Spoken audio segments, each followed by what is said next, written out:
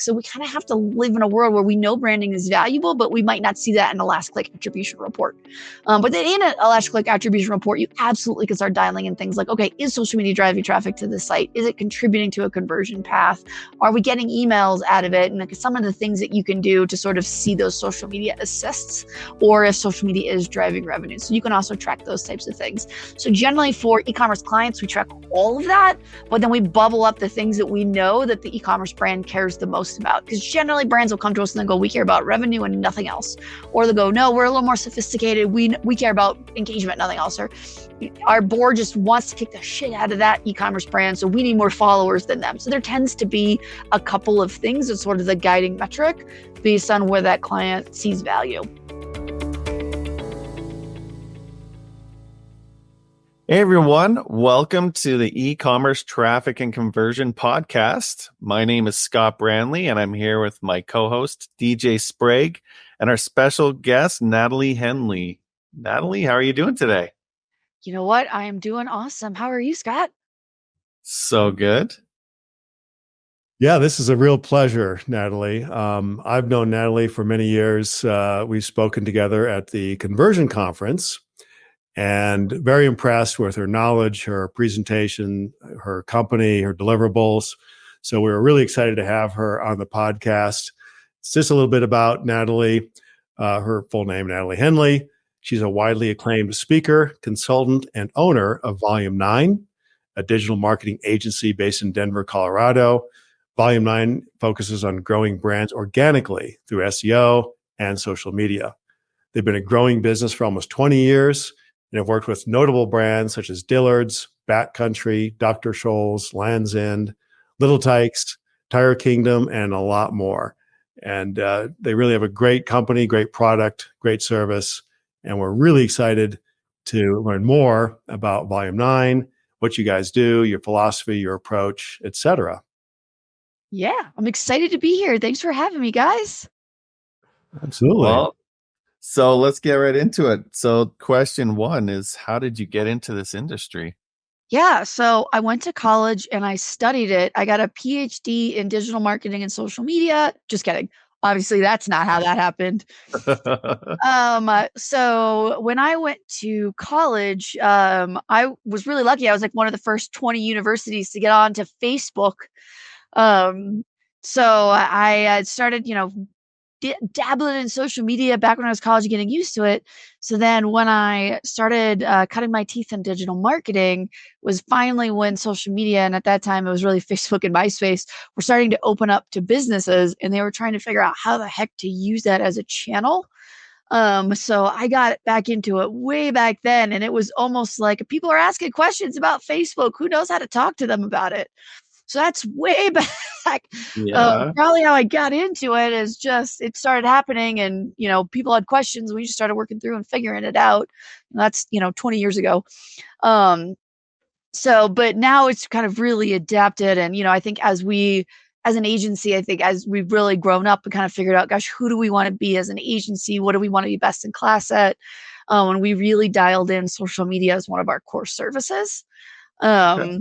And I think what really helped us to kind of decide to do that was understanding that there is intrinsically value in taking the time to understand who is our brand, why are we special, why are we different, who's our tribe, and how do we like to talk and communicate with them, and how do we foster communication with them, and thinking about how that manifests, on your website and your content and your social, and what we kind of call this kind of organic presence. And as an agency, that's what we've really decided, that not that there's anything wrong with all the other lovely ways you can drive traffic and get eyeballs online, but that it's hard work, but it's rewarding work to really sit there and go, gosh, how do we meaningfully get people to this brand, hearing about them, learning about them, coming to their website, and then taking an action? That's fantastic. It is. So that's how. And I regret it almost every day that we check in and it's like, oh, now TikTok's exploring 60-minute reels, or 60-minute videos, but also could be banned this year. So, it's a roller coaster. Yeah. That's a good how and a why. That's it. So moving on to e-commerce, What is your social media strategy or recommended strategy for an e-commerce website? Yeah. So I think, I mean, there are so many industries where social media is valuable for brands, but e-commerce, I think, is acutely one of the most important. Do you think about in the e-commerce game that when you think about higher average order values, when you think about, why buy on our site and not buy on Amazon, like all these kind of different reasons of like compelling, why do we want to get people to this site and buying off this site? Social media has an extremely important part to play in brand awareness, brand growth, brand metrics. So I think when we think about social media for e-commerce brands, that's the first thing that we're thinking about is, gosh, do you have the trappings of a healthy, legitimate e-commerce brand? And are you doing a good job building the brand so that someone wants to be part of your tribe? They want to come buy your products. They're interested in signing up for your email list and kind of all those really valuable things that we know e-commerce brands like.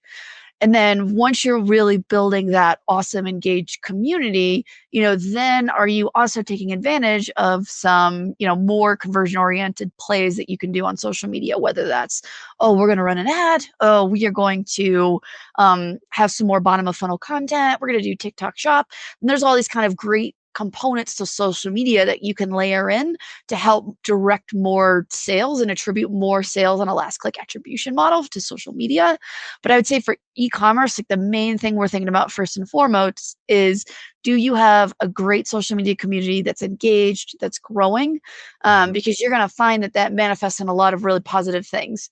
One, it's going to drive more branded traffic, which we know is higher average order value and all those great things in e-commerce. Is going to inspire more people to do things like sign up for your email newsletter. It's going to have more people willing to kind of talk to your brand and comment on you to kind of show that social proof that you're a viable brand. People are saying great things about you. And then also too, as an e-commerce brand, you want to think that, you're thinking about partnerships and long-term. One of the big growth strategies that a lot of our e-commerce brands have is, okay, how do we get our products available in more places? So we're not just an e-commerce site, but we're more. We're in stores. We're sold on other e-commerce sites. We have affiliates. We have influencers, right? And when you start to think about those bigger partnerships, one of the major metrics that you'll see that they'll look for is your social media audience unique, engaged, and growing? Because what they're trying to do is when they're looking for partnerships, they're trying to get a partner who can bring a new audience to the table for them. So these all become really important building blocks for how you kind of can scale your e-commerce brand long term. Yeah, that's great advice. So you mentioned audience quite a bit. Is there like a chicken or the egg kind of thing there, like building your audience, but also you need social media? Like how do you build an audience? Great. So that's a great question. So, there's lots of different ways that people can answer this question. So I'll kind of, there's agencies that ascribe to like take it to like 120 days of deep market research and focus groups, and that's not necessarily bad. And then there's other people that are like, oh, let's just start posting stuff and see what happens. So we kind of fall somewhere in the middle of, you're an e-commerce brand. Let's start with a real good best guess of who our audience is and what they care about. Like, man, I sell a natural food product that's organic and low calorie.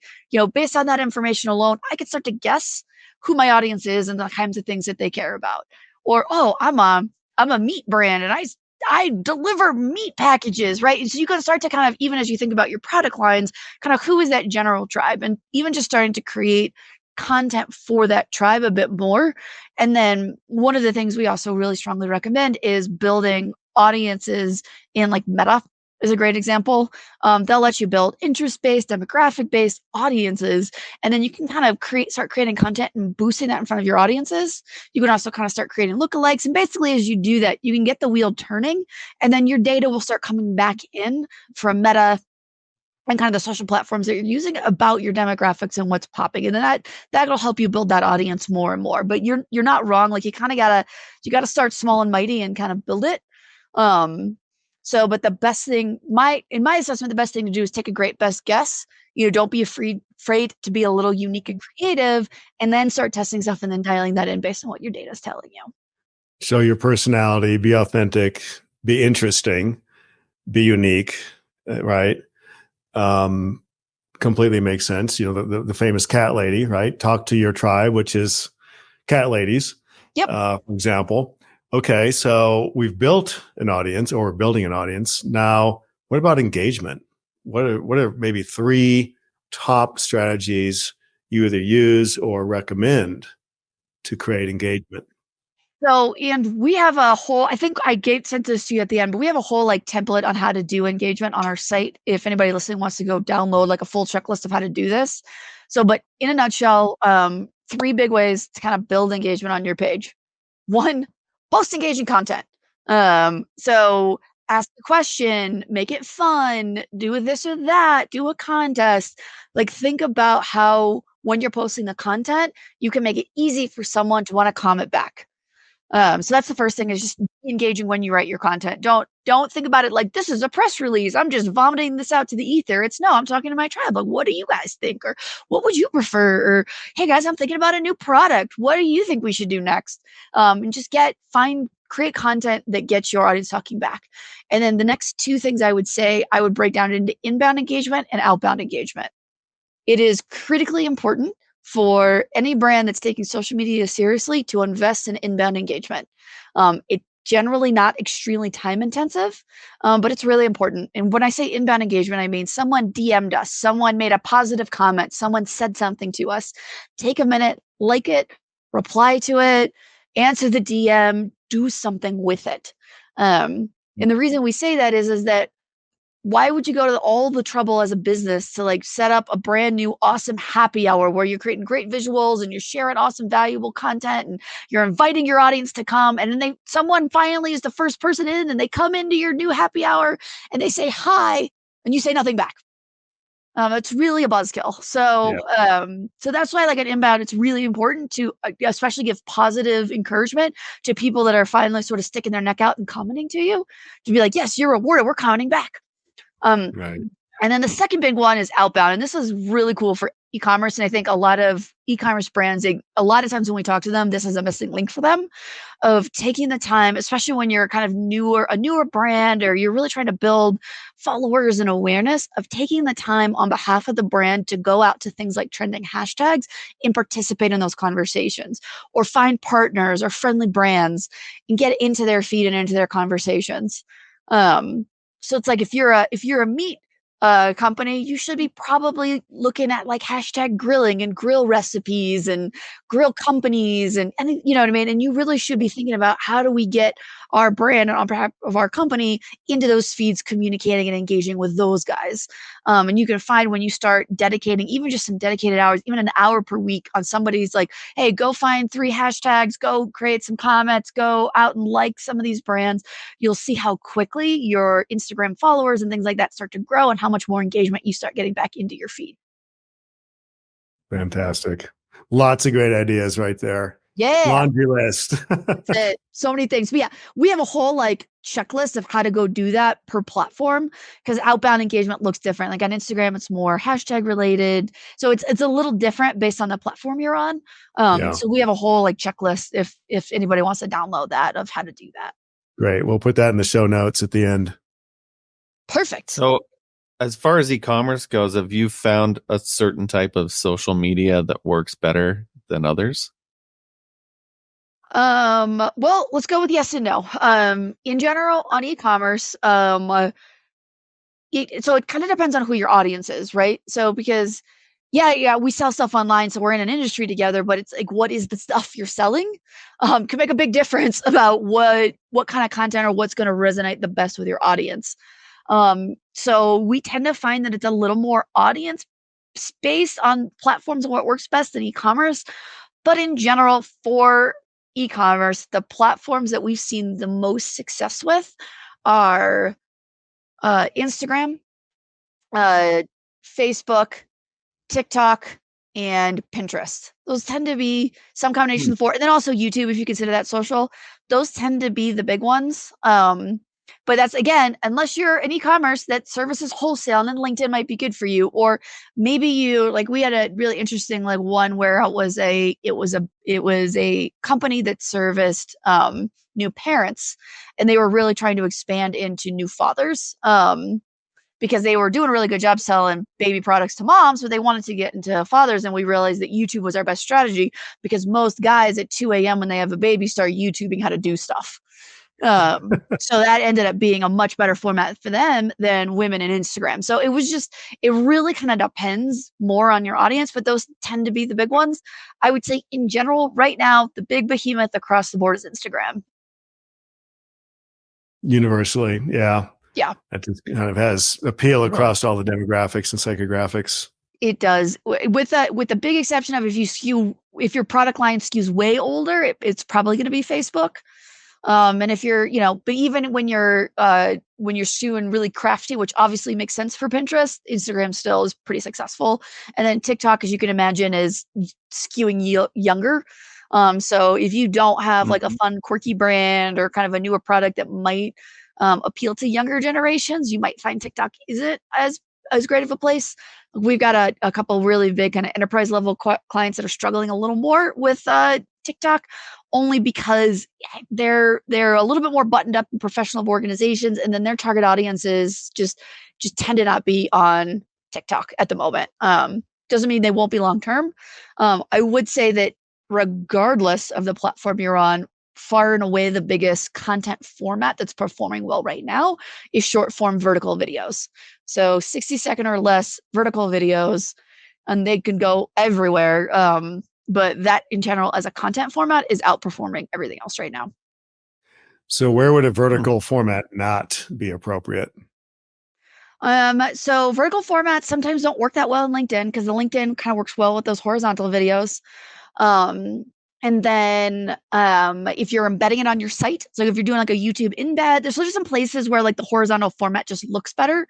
But in terms of, man, we're trying to grab social media audience and grab it, Facebook Reels, Instagram Reels, TikTok, YouTube Shorts are all really great places to be kind of getting that. My recommendation in general is create a great vertical video and then get it on all those places. Because, depending on your audience, they might be on a different platform. But, I'm in general, like that's the content that users seem to be really into right now. So if you're going to produce one video format, you're going to say vertical is the way to go. Yeah. If you're like, I'm only going to do 60-second or less video, vertical. Okay. If you can do it in vertical and horizontal so that you can kind of get it in your LinkedIn feed in a little bit better format and you can embed it in YouTube, great. If not, go vertical all the way. Okay. That's great advice. All right. Are there times when social media doesn't work for an e-commerce website? Yes. Okay. So some situations. So let's say you're a Me Too brand, right? Like you're an affiliate t-shirt company. So you're drop shipping, you're pulling it up and you're using social media to sort of get awareness on these t-shirts out there. If you're not kind of spending the time to make a really interesting, unique brand, social media is challenging, right? So if you're just sort of kind of wash and repeat and you just kind of have an e-commerce site, sell some shirts and move on with your life, no big deal. But if you're in kind of a situation where you're not trying to build a brand into something bigger and you're not trying to create a cool brand, you probably don't really need social media, or you're going to find that investment feels untenable to sort of take the time to build a brand when all you're trying to do is just drive traffic to your site to sell t-shirts. So that's a big one that's off the top of my mind. There's different situations and places where just depending on the brand, like, a good example is if you're really an e-commerce site and you are selling like electrical junction boxes. Like we had a client do this. They sold electrical junction boxes and they basically were targeting electricians, and it was a great site, but it was just like, these electricians aren't really spending, like they're on like Reddit and stuff. Like there are places that they are. So you want to figure out where those guys are getting information. But they're not on Instagram, and there's no reason to like Instagram electrical junction boxes. Like it's probably not the best solution. Yeah. So it does really depend on what you mean by e-commerce and those types of things. But yeah, I would say if you're not trying to build a brand, or if your audience just really clearly isn't a social audience, there's just probably better channels to be investing in. Yeah. Or also if you're like, we're circling the drain, or like every dollar in, we have to get an ROI on within the next 30 to 60 days. Social media is not the channel you want to start on. Social media, absolutely. When you're thinking about investing in social, you absolutely can reap the rewards of that, but it's not going to be immediate. And, you have to spend some time investing in brand to really reap those rewards. So if you don't have the patience as an organization or the timeline to invest in branding, it's probably not a good place to start. Yeah. Well, it's like SEO in general, right? I mean, you can't expect a 30 or 60 day huge spike with traditional SEO strategies, nor would you with social media. And the Right. two kind of work hand in hand. Social media being part of the SEO algorithm anyway, it really works hand in glove. So you can't really expect to build an audience, create engagement, create followers, create likes, create shares to any significant degree in 30 to 60 days. Right. So that brings up the next question. When you're looking at a new e-commerce site and it's a new client or prospect, what are the three most important things you look at first when assessing that site, that brand for a good fit, or what really needs help from Sure. your strategy's perspective? Yep, totally. So, all right. So when we look at clients, like what we look at first and foremost when we're like, oh, we're on social media, and what do we take a look at it for us, and how are we doing? I think the big things that we look at first are, one, how do you look relative to similar size competitors, right? Okay, hey, you know what I mean? You're brand new baby e-commerce site. Well, we're not gonna compare you to backcountry, right? But like, who's someone who's selling something sort of similar, and like, what is our kind of overall, if I was getting a pulse check, followers, kind of engagement levels, how often are they posting? Are we at least as good as some of our close competitors? So that's kind of the first thing is, are we there? And then the second thing that we look at is just kind of general, what I would call best practices for the social media platform. Do you on Facebook, do you have a nice header image? Do you have any grammatical misspellings in your bio, which I can't tell you how often we see those, right? This is, do we link to the website? So you just look for kind of, are we verified? Just do all that stuff to go, boom. All right. Someone's just checking out this. Like, they're not going to think that we just outsource somebody in another country to set up a platform really quick. Like, this looks legitimate. Mhm. And then finally, what we then start to do is we just start to assess their content. How often are you posting? As a brand new e-commerce site, are you trying to create stuff that isn't just buy now, buy now, buy now, buy now? Are people talking back? Are you getting likes? You know what I mean? Like, what is the content strategy feeling like? And then we start to assess if it's not working well, what could be better. Generally with e-commerce sites, I'd say the most common recommendations we give are, one, more lifestyle content. So don't show me your mug on a white background. Show me your mug in a real scene. More real content in general. Let's get a micro influencer for $100 to just be holding the mug in a reel for us, so that looks like a real person is using our product in the wild. More engagement in general. Like, let's ask questions, let's have contests, let's do polls, let's try some stuff. And then almost all the time, we recommend to e-commerce clients to do some boosting. The tagline I like to say is, if it's worth posting on social media, it's worth putting a couple bucks behind. If you are not proud of it at all and you're like, well, we don't want anybody to see this, don't put it on your social media feed. It's better to do less content, like even just a couple posts a week, but make them good and put a few bucks behind boosting them, than it is doing it every day and not doing any of those things. Yeah. How much would you recommend like putting like amount financially behind to boost something? $1 billion. Yeah, right. So that's, the kind of general rule of thumb is that it kind of depends on how aggressive you are and how difficult your audience is to get at and how hard it is going to be to get people talking about your product. But in general, if you can even put $5-10 behind a post, I think that can go a long way. But if you're, I don't know, a big brand with aggressive goals and all that, you might do considerably more. But even like $5 a post does something. That's something. Yeah. That's great advice. And I like your analogy there. If it's good enough to post, it's good enough to boost. Yep. And it really Otherwise, makes a lot of sense. Don't post it, right? If it's not worth $5, it's not worth $20. Okay. Then why are we posting it? Yeah. And that's just going to build your audience that much faster. It is. When it's going to get you that data, that we were talking about at the beginning, that much faster as well. Yeah. Yeah. Fantastic. Okay. Okay. Let's change gears a little bit to AI. How do you see that? How do you see AI in social media? So, it's funny. I mean, we'll just continue to see how AI grows, but like I from like an outsider looking in on some stuff, and then also just being in the middle of AI and what's doing in like SEO and social media, I think that when OpenAI launched ChatGPT a little over a year ago now, for a little while, everyone was just all in, like, oh my God, let's use AI for everything. Let's do it. Copy, graphic ideas, and this and that. And then every social media tool on the planet, as you guys can imagine, like every other tool, has just added AI in. So every single Sprout Social's got AI something, Hayward AI something, any tool you can think of, they've added in AI components. And then as we started to kind of see how it played out, we realized that the AI stuff just doesn't always do as well as the more creative, not AI stuff. And so then we took a step back and went, okay, well, where can AI help and where is AI hindrance? And then keeping an eye on, well, where is AI getting better over time?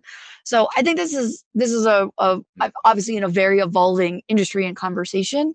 So like even as I talk about it today and where I think it's at today, by the time this airs, it's probably changed. Probably some 4 more tools launch something cool that made all of this outdated. But I think where we're finding AI really helpful, especially with our clients, is one, a little bit in the social media strategy side of, okay, who are our audiences? What are stuff they're interested in?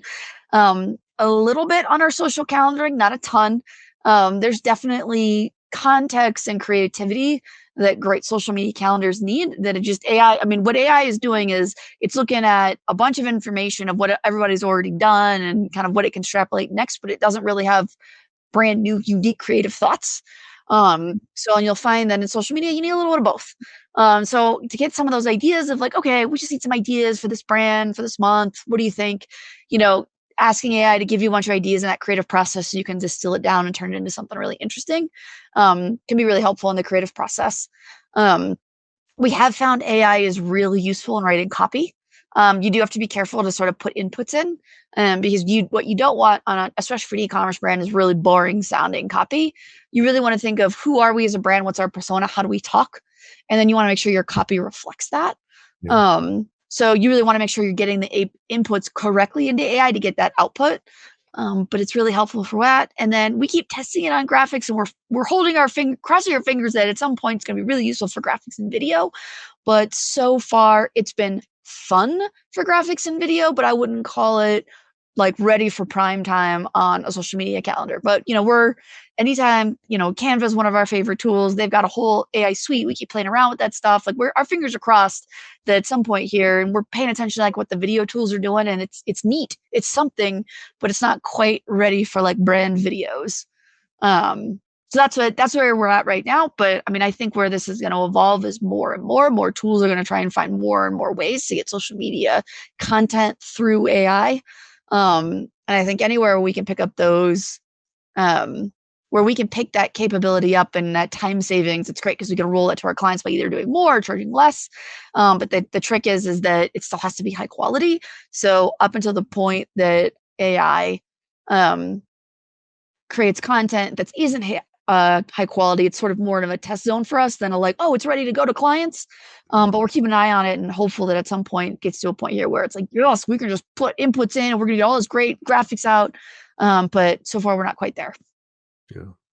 This should give you a starting point, right? Something to work from. And it's like, oh yeah, that's directionally good. Now let's give that to our, graphic artists and have them perfect that and enhance that and make it market ready. Yeah. Call it AI assisted social media. AI assisted. Yes. AI assisted graphics, videos, even content, because you really got to vet that. You've got to make sure that the information coming back is accurate. It's true. It's not just some random words or response that are going to reflect the brand, the product, the quality, the efficacy, et cetera.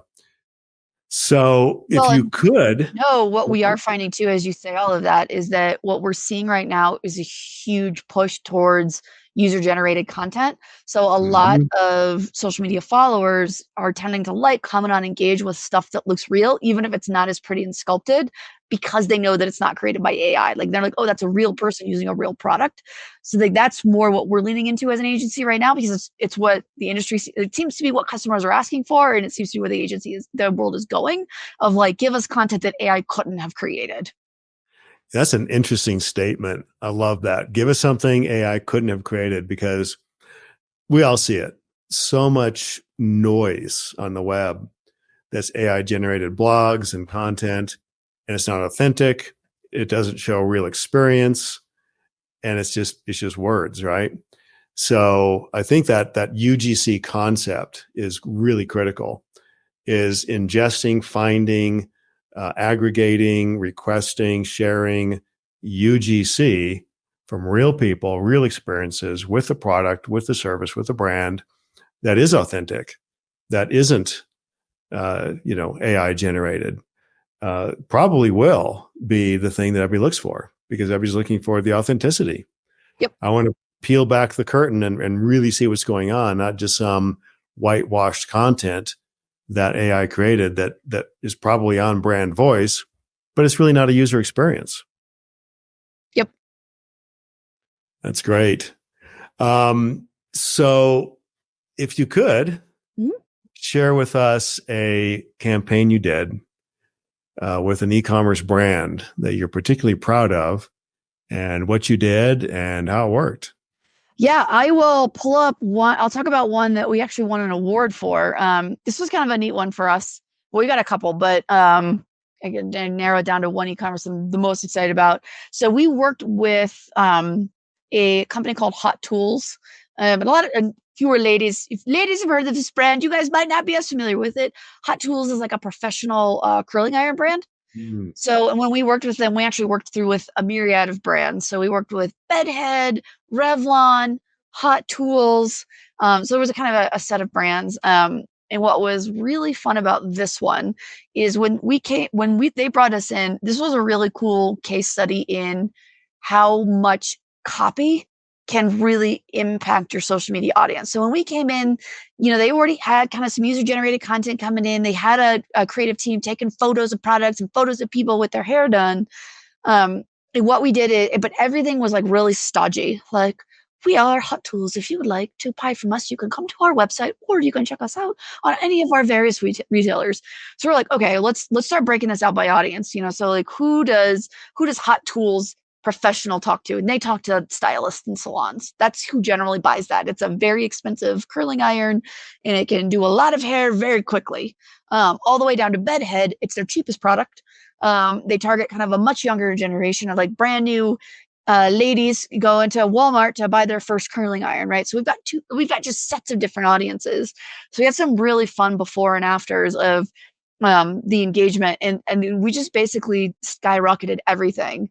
Followers, engagement, traffic to the site, people talking back. And the big shift that we made was just like on Bedhead, for example, talking like a younger generation would talk. So instead of being all stodgy, actually talking like we were a 19-year-old woman, talking to her friends versus, oh, we're speaking on behalf of the brand. And just how big of a difference just a shift like that could really make. So that's a really fun case study. But we had some really cool experiences with social media and e-commerce brands. Yeah, that's fascinating, especially for somebody that you're literally an outsource agency, and you're going to create that voice, that tone, that brand, that persona that you're going to talk to, engage with, and build rapport and credibility with using your content, but you're not the brand. So that's really a challenge. I mean, it's hard enough for a brand to do it, but for somebody to come in that isn't living and breathing that product or that persona every day like a brand manager would, that's fascinating. So can you share some of the outcomes from that campaign? Yeah, let me see if I can pull this case study. I should have had this pulled up for you, but yes, yes, I can if I can find it. Sorry, I should have been more. While you're looking that up, I think one of the advantages of being an outsider is you're not in that world all the time. You actually can see it from a different perspective, maybe fresh eyes. Yep. Yeah. Right. Objectivity. Yeah. All right. So here's the results that won us some awards here. On bedhead styling specifically, and this is in a 7-month period from May 2019 to December 2019. We had almost a 2,000% reach on their Instagram reach, which got them almost a 5 million in Instagram reach. Their average daily reach per profile was 15,000 people, which was a 3,000% increase. Instagram engagements were up 1,000% to 125,000 engagements. And we had 1,000% increase on people who were saving their feed and coming back to it later. And it was just the before and after is just is super incredible in terms of what we were doing. But like we had a post where here I don't know if I can share That's my incredible because the SEO value of that too within the social media component of the algorithm is going to be fantastic with all that engagement, likes, shares, growing audience. Those are just all votes for credibility, social proof, liking. Good for you. Yep. That's off. Oh yeah, and we had the before one was like it was a beautiful influencer, hair blow drying with one of the tools, and it was just bedhead styling with the option to add the concentrator for an even more precise at-home blowout. Your hair will be ready to put frizz on mute and shine on repeat with our pump up the volume 1875-watt iron dryer. Right, and I had 56 likes. Fast forward a few months later. And we actually had one where we had an influencer and it was just a picture of her hair. And we just had a bunch of emojis and said, "Holy freaking Halloween hair inspo," 4,000 likes. Wow. And just like the difference in just tone. Or another one is we had a quote that if you can't handle me at my weekend hair, you don't deserve me at my if you can't handle me at my weekday hair, you don't deserve me at my weekend hair.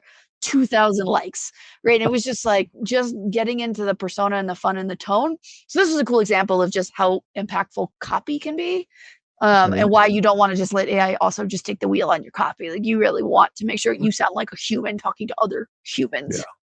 Get inside the head of that persona. Be the persona. That's it. Love it. Yeah, that's really fun. Yeah. Yeah, it's just amazing what, just some creativity and just changing a few words can do, right? It's amazing. So how would you, you've been in this industry for a long time.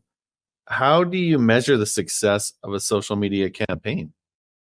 So I think first and foremost, we always measure the success by what our clients know that they need to measure success by. So some clients come to us and they're a little bit bigger. They have bigger social media teams. They've broken down their social media metrics. They see the value in things like let's increase engagement without it needing to go all the way to the bottom line revenue because they know that they need that. So on those, we always think about, okay, what are the top client KPIs that why are they coming to an agency? What's their pain? So that always becomes like the biggest thing, our kind of keys. But in general, for e-commerce sites, we'll find that there's kind of two sets of metrics. One set is the more revenue-oriented set, and one set's the brand-oriented set. You kind of want to keep track of both, and you kind of have to be okay that sometimes the brand stuff doesn't have a direct path to the revenue stuff. So on branding, you might look at things. It's going to be a lot of those metrics that come right out of the tools themselves, or that you can get in tools like Sprout Social, which is one of my favorite tools for if you're trying to do social media measurement without paying a gobload of money. Sprout gives you a lot of data for not that much money per month comparatively. But things like reach, engagement, impressions, those types of things. Also really love to see metrics like in Search Console. Are more people searching the brand every month? Just kind of, okay, what kinds of metrics can you get at to demonstrate that we've got a healthy brand? That's also where follower growth goes. So you have these branding, and some agencies will call those vanity metrics. I don't think that that's true. I don't think it's just a vanity metric because we've seen how impactful those types of metrics can be for the brand. But you have to understand they're more of a brand metric than a revenue driving last click attribution. This is a big part of how we do measurement. Is we have so much more measurement today than we've ever had in terms of digital and attribution and marketing. But it's still not perfect. We still can't make a perfect correlation between, wow, someone heard my radio spot and then they Googled the brand name and they came to my pet site. We can make some assumptions like that, but there's just not a perfect line between all the different touch points we know that a customer is going to have and finally making a product and finally buying your product. So we kind of have to live in a world where we know branding is valuable, but we might not see that in a last click attribution report. But then in a last click attribution report, you absolutely can start dialing in things like, okay, is social media driving traffic to the site? Is it contributing to a conversion path? Are we getting emails out of it? And like some of the things that you can do to sort of see those social media assists, or if social media is driving revenue. So you can also track those types of things. So generally for e-commerce clients, we track all of that, but then we bubble up the things that we know that the e-commerce brand cares the most about. Because generally brands will come to us and then go, we care about revenue and nothing else.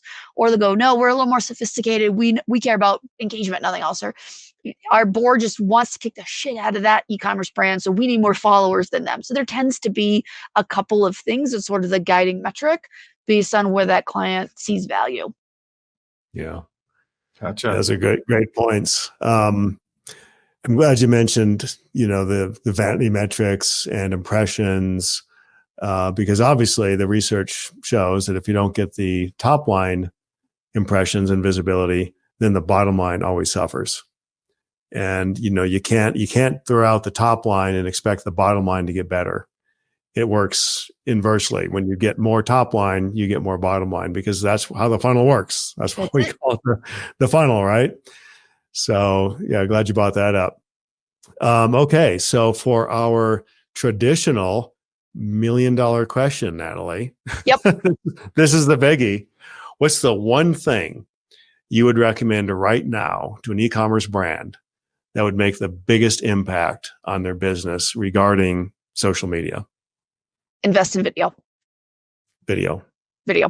Especially vertical video. But just if you as an e-commerce brand aren't thinking about how do we get our products on video, our videos of them in the wild, videos of people talking about our products, this is a great time. And it's going to, my assessment is over the next 4 to 5 years, we're going to see that manifest across every channel. We know that, for example, the younger generations prefer to search on TikTok than they do Google. And Google has a pretty stacked track record of not allowing other platforms to pull market share for long. So if they're seeing a shift in consumer trends where younger consumers are preferring video content for searches, you can bet they're going to adapt to that. We're seeing Instagram Reels just across the board as a format perform better than any other type of content on any social media platform. And so like if you're kind of seeing where the consumers are going, that's going to start to need to bleed into the rest of your marketing. And I think we're going to feel and see the big channels start to adapt to that more and more, whether it's more visibility of videos in their feeds, more, easier ways to search and see videos in Google search. Like I think that this is going to continue to be a trend that we see. So if you haven't spent a lot of time figuring out how to do video, now's the time. And I realize like that's not an easy tactic, but it sure is an impactful one. So if you had to say, how should one balance brand generated video content versus user generated video content? Is there a formula? Does it depend on the brand, the objective? How do you consult on that? That's what I was going to ask. So, I mean, obviously it depends. It always depends on the brand or the objectives and all of that, because sometimes your brand is so stodgy that you just can't get past user generated content. But I would say that in general, like let's say you're a new e-commerce brand, the most impactful videos you can have on social media are other people talking about your product. That's what users are going to trust more. It's really in line with, even as you guys call so much about third-party reviews and endorsements. The power of me going, wow, I love this Matchbox. I use these matches all the time. How much more impactful that is than for this brand to go, we sell matches. You could just imagine in social media how much more impactful, and for your marketing, how much more impactful that is. Generally it's just a matter of what can you get done. Sometimes it might be easy for your organization to start throwing, a few $100 at influencers to start creating content for your brand. That might actually be easier than, we got to find a studio and we got to find a videographer and we got to get our art director involved. So I think part of it is kind of that easy path. But in general, I would be thinking about just as much video as you can in general. And then the more user generated content you can live with, the better. But absolutely, like your YouTube channel is going to be a perfect place for brand content. Your website's going to be a perfect place for your branded content and about where those things go.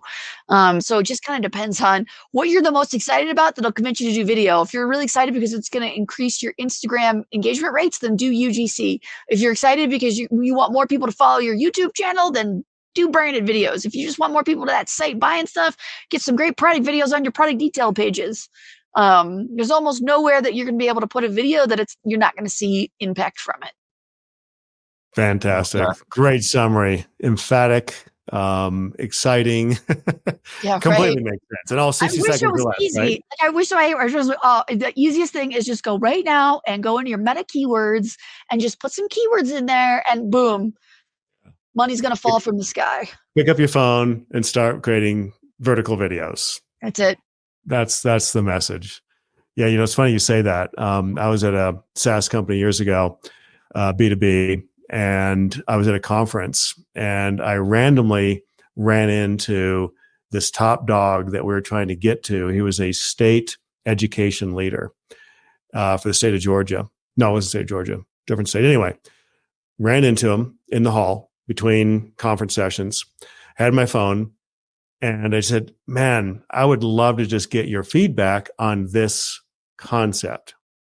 And he said, great. And it was a concept around a tool that we were selling. And so he gave me this great interview about this educational concept principle. And it became our number one video on our website because it was UGC. It was completely random. It wasn't professional at all. It was on my iPhone. And here's this state education leader talking about this educational principle in his own words, completely unscripted. And people ate it up. So authenticity, transparency, right? UGC, I believe in it 100%. Awesome. So I had a question about influencers.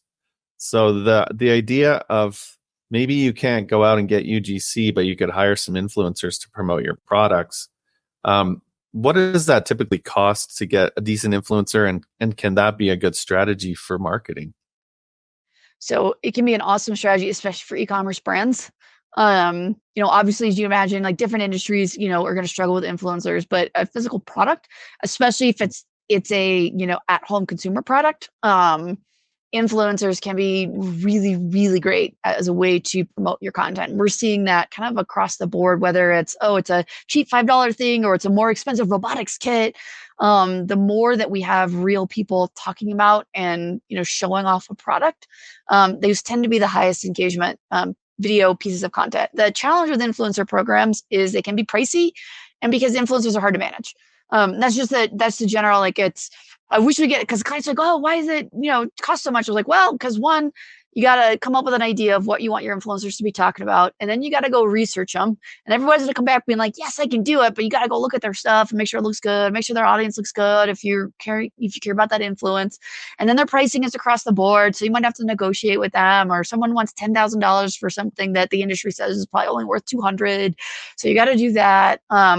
Most agencies that do influencer stuff like ours pay for tools that help us with this. Those tools aren't cheap, but they're awesome because they can just help keep this process a little bit managed. Then you got to approve the influencer. Then you got to communicate with them. Then you got to view the content, make sure they followed your rules. And if they followed your rules, then you got to make sure they get paid. And if they didn't follow your rules, you got to get them to do it again. And it's just this whole, and you're not talking about other businesses. You're talking about, influencers, contractors.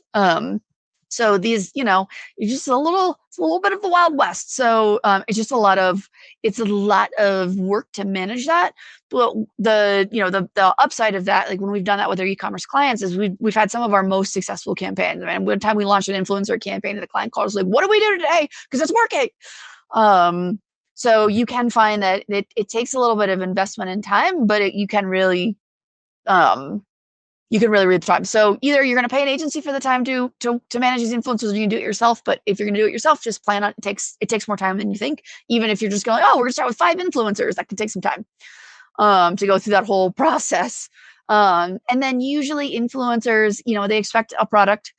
If your product's really valuable, sometimes they'll do it just for the product. So we got a client who sells like a really nice robotics kit for kids. It's like a $500 robotics kit. So people will create the video or a set of videos to get the kit. But other times, if it's not as popular of a product or it's not that expensive of a product, they'll also generally want incentives or compensation. And generally influencers, they can ask for whatever they want. They're their own business. So those can be really across the board, but you should plan on a good influencer, at the very, very low end, $100, at the high end, $1,000. And then of course, above that, you still have great influencers, but at that point, you're probably looking at influencer partnerships, and they maybe want a retainer every month, and they say something every month. And then you start to really kind of get up there. The most expensive influencer campaign that we've been a part of, the influencer was $1 million. So wow, it can range. That's Kardashian level right there. Yeah, it was pretty big. Yeah, it's at that point you're just crossing your fingers and praying, right? That's gonna pay off. Yep, that's exactly it. In general, wow. I don't recommend $1 million influencers. Like, unless there's a really No. strong argument for it. I'm a really big fan of kind of the smaller, or especially getting into micro influencers first, just sort of get your feet wet before you're like, oh, we're going to take on a big relationship. And if you take on a big relationship, I like the like, oh, we're going to find a star and they're going to be sort of our sustained influencer for 6 months or a year versus a one and done. So, and you just got to think about how you handle those, approach those, how you talk to that influencer, all that stuff. So Yeah. It's all negotiating, right? Finding the right person, it the right is. personality with the right audience. Their audience obviously has to match. Yep. And their persona match the persona of your target audience. And size obviously matters. Engagement, right? If they have a big audience but very low engagement, then their value is much less than somebody with maybe a smaller reach but great engagement. Yep.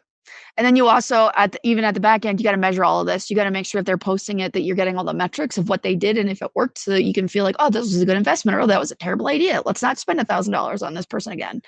Right. So you got to have the measurement on the back end too. So there's a lot that goes into it. So yes, it can be very successful and it absolutely drives sales, engagement, all those great things, but they take some effort and some work for sure.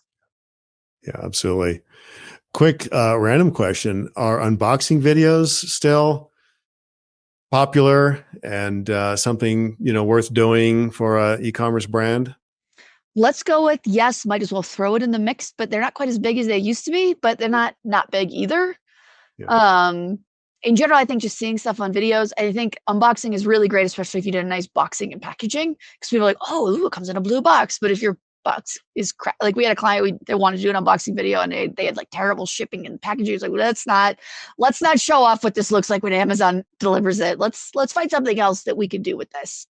Yeah. But yes, Put they a are, better foot forward. consider that in the mix somewhere. But what's really popular right now is like influencer style, whether like we just did a few of these for one of our clients, Charlie Soap, and it was really fun. One of the micro influencers that we hired, she has an Instagram page and everybody's really interested in her bunny. So we sent her some Charlie Soap and she did a video about using Charlie Soap to wash her bunny's blanket. So, and she just used to like, here's my bunny and here's great. Here we go. Time to take it. And she just showed us like washing this blanket with her bunny and then putting the blanket back out. So, those like, day in the life or show us something for 30 or 50, like people are really interested in those. The cleaning videos. Before and afters. Yeah. Yeah. Yeah. Great. Well, we really appreciate the conversation, the ideas, the strategies, the background that you brought to the table, Natalie. And thanks for taking time out of your very busy schedule. We know you have a hectic week. Oh my gosh. Sorry. Oh I my didn't mean to feel bad about that. I read your LinkedIn post. What can I say? So I know how busy you are. week. I love it. It's so great. I'm a follower. Woo! Thanks again. And thank you, everybody, for joining us today. And we look forward to seeing you on our next edition of the e-commerce traffic and conversion podcast.